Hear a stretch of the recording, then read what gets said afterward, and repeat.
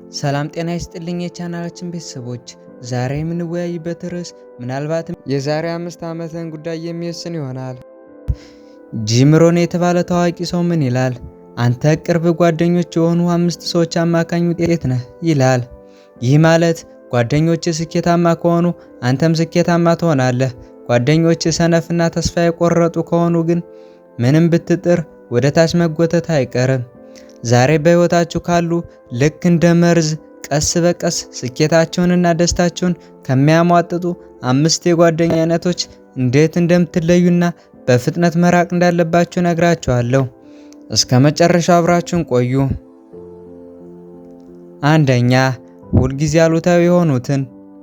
የመጀመሪያውና በጣም አደገኛው የጓደኛ አይነት ሁልጊዜ አሉታዊ የሆኑ ሰዎች ናቸው። እነዚህ ሰዎች ከፀሐይ ውስጥ ጨለማን የሚፈልጉ ናቸው። አዲስ ስራ ስትጀምር አይሳካም ይለዋል። አዲስ ሀሳብ ስታመጣ አስቸጋሪ ነው ይለዋል። ስለ መንግስት፣ ስለ አየር ሁኔታ፣ ስለ ኑሮ ውድነት፣ ስለ ሁሉም ነገር ያማርራሉ። ስማኝ፣ ቅሬታና አማራሪነት ተላላፊ በሽታ ነው። ከእነዚህ ሰዎች ጋር ብዙ ጊዜ ካሳለፍክ ሳታውቀው አንተም አማራሪ ትሆናለህ። እድሎችን ከማየት ይልቅ እንቅፋቶችን ብቻ ማየት ትጀምራለህ። ስለዚህ እንዲህ አይነት ጓደኛ ካለህ ቆም ብለህ አስብ። ሁለተኛ፣ ተጠቃሚዎች።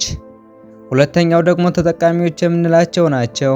እነዚህ ሰዎች የሚታወቁት አንድ ነገር ሲፈልጉ ብቻ ነው። ስትቸገር ስልካቸውን አያነሱም፣ ስታዝን አጠገብህ የሉም። ነገር ግን ገንዘብ ሲፈልጉ፣ መኪና ሲፈልጉ፣ ወይም የሆነ ጉዳይ እንዲፈጸምላቸው ሲፈልጉ የኔ ምርጥ ጓደኛ እያሉ ይመጣሉ። ጓደኝነት መስጠትና መቀበል ነው።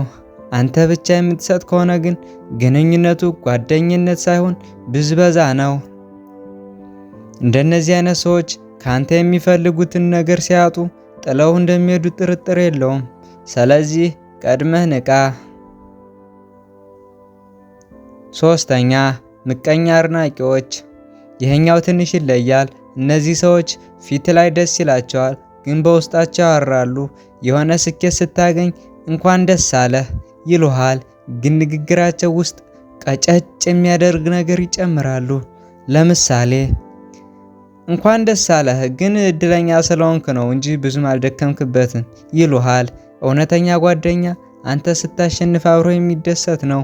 ስታሸንፍ ፊቱ የሚጠቁር ጓደኛ ካለ ያ ሰው ጓደኛ ሳይሆን ተፎካካሪህ ነው።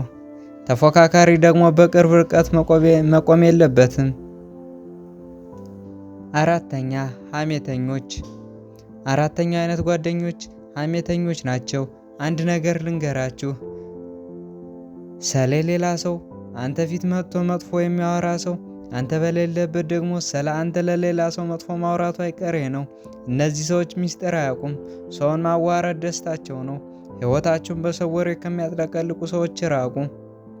በሰው ወሬ ፈንታ ስለ ዓላማ፣ ስለ ቢዝነስ፣ ስለ እድገት ወይ ከሚያወሩ ሰዎች ጋር ተቀላቀሉ። አምስተኛ፣ የድሮ ማንነትን የሚወዱ። የመጨረሻውና ብዙ ሰው የማይረዳው የድሮ ማንነትን የሚወዱ ናቸው። አንተ ለመለወጥ ስትሞክር፣ ሱስ ካለብህ ለማቆም ስትጥር፣ ወይም ጠንክረ ለመስራት ስትነሳ ተው እንጂ ድሮ እንደዚህ አልነበርክም፣ አትጨነቅ፣ ዘና በል እያሉ ወደ ድሮ መጥፎ ማንነት የሚጎትቱ ናቸው። እነዚህ ሰዎች አንተ ስትለወጥ እነሱ ወደ ኋላ የቀሩ ስለሚመስላቸው ይፈራሉ። አንተ ግን ማደግ አለብህ። ወደ ኋላ የሚጎትቱ ጓደኛ ካለህ ያ ጓደኛ ሳይሆን መልህቅ ነው። መርከብ ወደፊት እንዲሄድ መልህቁ መነሳት አለበት። ጓደኞቼ፣ ጓደኛ መለወጥ ማለት ሰውን መጥላት ማለት አይደለም፣ ራስን መውደድ ማለት ነው። ሕይወት አጭር ናት። ጉልበታችሁንና ጊዜያችሁን ለሚመጥናችሁ ሰዎች ስጡ። ዛሬ አንድ የቤት ስራ ልስጣችሁ። የቅርብ ጓደኞቻችሁን ዝርዝር አስሙና ይህ ሰው ወደፊት ይገፋኛል ወይስ ወደ ኋላ ይጎትተኛል ብላችሁ ጠይቁ። መልሱ ወደ ኋላ ከሆነ ዛሬውኑ ርቀታችሁን መጠበቅ ጀምሩ። ይህ ቪዲዮ ከጠቀማችሁ ላይክ፣ ሰብስክራይብ ማድረግ እንዳትረሱ። በሚቀጥለው ቪዲዮ እስከምንገናኝ ድረስ ቸር ሰንብቱ።